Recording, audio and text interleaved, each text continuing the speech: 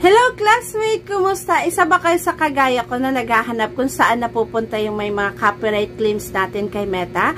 Or kung saan natin ito makikita? And ano yung tatlong options na pwede po natin gawin para po malinis natin yung mga video upload natin na may mga claims?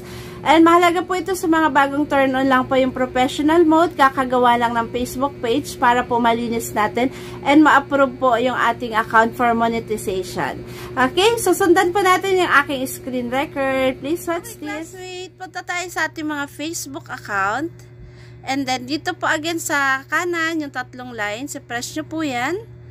Okay, so under po nyan, i-scroll up nyo lang po yan and hanapin natin yung help and support.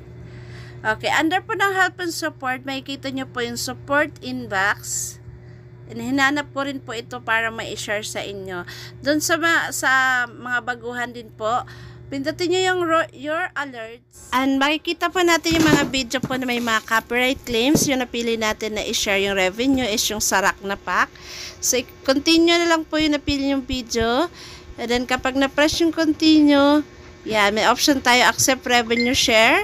And accept nyo lang po yan, then close. Kapag i-delete naman po, delete, remove video, continue, and then delete video. So, ayan. Malinis na po yung ating mga copyright claims. Follow and share.